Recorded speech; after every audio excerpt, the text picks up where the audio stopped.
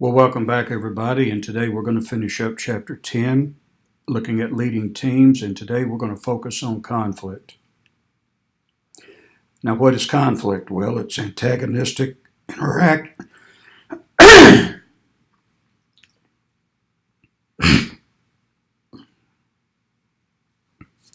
Well, welcome back, everybody, and today we're going to be looking at the ending of Chapter 10 in leading teams by looking at conflict today. Now, what is conflict? Well, as you can see, it's the antagonistic interaction in which one party attempts to thwart the intentions or goals of another. Conflict is inevitable whenever you have diversity in teams and groups. Conflict is going to result. It's one of those things that it's not a question of if, but when, and how you handle it. Now, there are different types of conflict. There's task conflict, and that's disagreement among people about the goals to be achieved or the content of the task to be performed. And there's relationship conflict, which is a personal incompatibility that creates tension and feelings of personal animosity among people. So, in other words, what you have is positive conflict and negative conflict. Now, people look at conflict as being negative across the board, and it doesn't have to be. Task conflict means that you disagree with ideas. Now, innovation, creativity emerges from that type of conflict as ideas are discussed. Other people may have different points of view. They may be able to expound and amplify maybe your ideas and thoughts. So, this type of conflict brings about the type of creativity, innovation, and cooperation, really, that organizations need. Now, relationship conflict is when it gets personal. Here, you're not attacking ideas, you're attacking the person.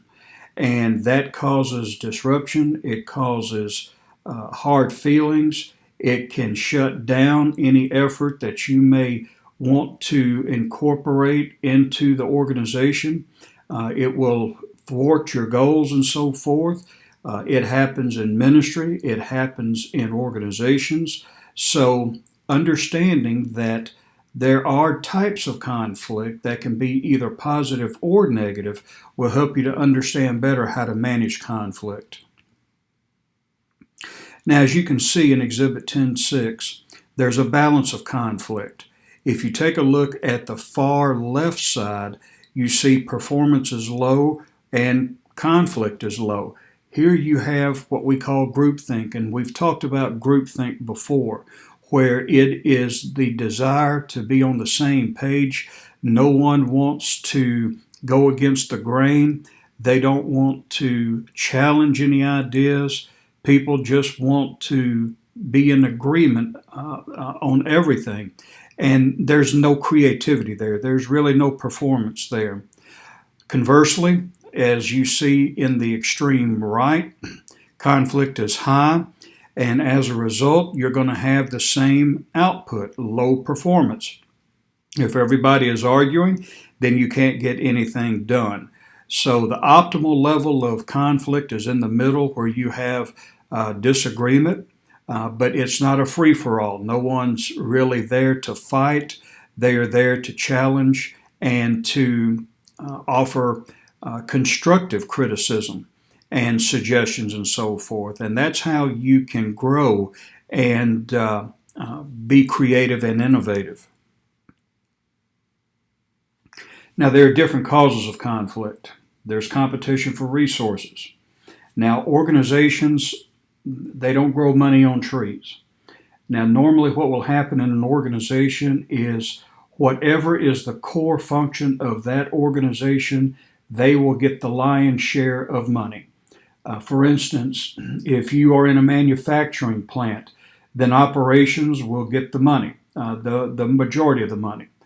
Then you will have everybody else fighting for the existing resources, such as administration and maybe logistics and this, that, and the other, advertising maybe.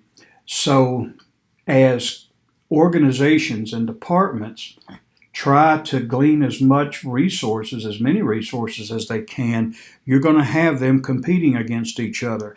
That's why it's so important to foster today a collaborative environment where people are not in silos. They're not functionally departmentalized, as we've talked about in the past, where you have HR and marketing and research and development and engineering all in separate departments. You bring them all together so that they can be more collaborative. It's more of a organism instead of an organization. Different goals. Now, everybody should have the same goal of letting or making the organization prosper. But your goal in HR may be different from a person's goal in advertising or in production. So you will have conflict in that. You're looking after your own people or your own department. So those interests can cause conflict. And a lack of clear roles and responsibilities. Whenever you have group or even team involvement, and in the organization, if there's no clear direction, you have people stepping on other people's toes. They interject in areas where they might not should be, and you have conflict and animosity growing from that. Now, how to handle conflict? Well, as you see here in Exhibit 10.7, there's a model of styles to handle. If you take a look at the upper left-hand corner, you have the dominating, my way. Hey, look, it's my way or no way. Then you have the bottom lower left, avoiding, which is no way. And then you have accommodating, which is the lower left, your way. And then you have the collaborative approach, our way. In the middle, you have halfway. And I'm not a big proponent of compromise. I think I've talked about this before. Compromise means that I'm going to give up things that are valuable to me. And you are going to compromise or let others infringe upon the things that you feel should be yours. Now, it's not being selfish. You're looking after your best interest and hopefully the best interest of the organization. The best way to me is the collaborative way, where it's our way.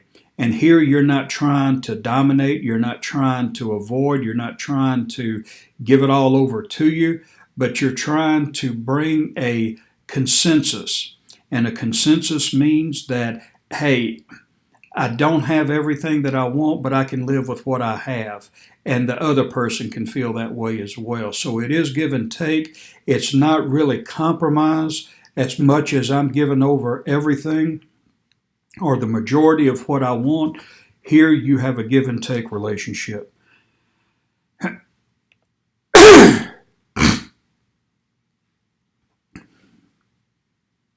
Negotiation.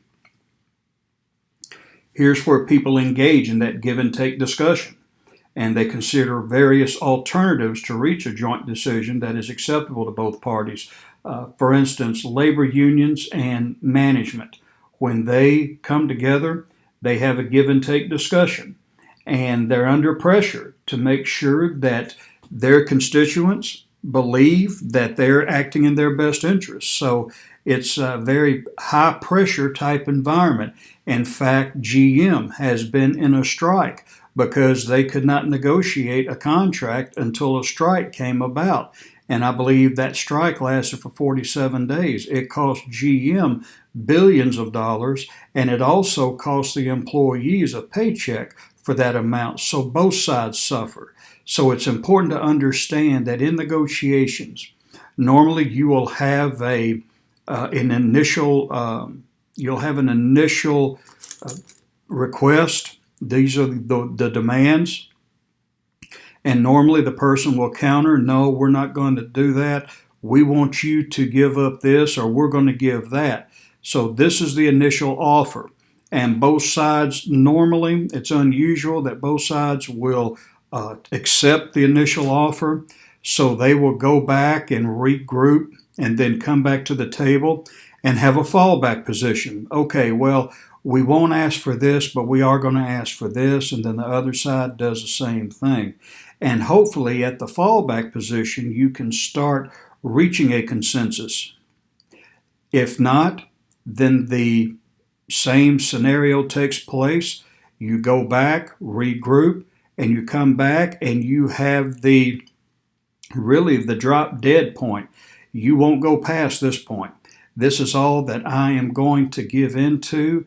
If we go any further without a resolution or an agreement, then we're going to strike or we're going to do whatever. And the other side will do the same thing. So this is where the hard negotiations come in. And hopefully you can come to an agreement, because both sides know at this point they're under pressure. They have to make sure that the union membership and that the ownership of the company, both sides are being taken care of. So they take it very seriously at this point. And then hopefully you can come to an agreement. If not, then normally when it comes to labor unions, they go on strike.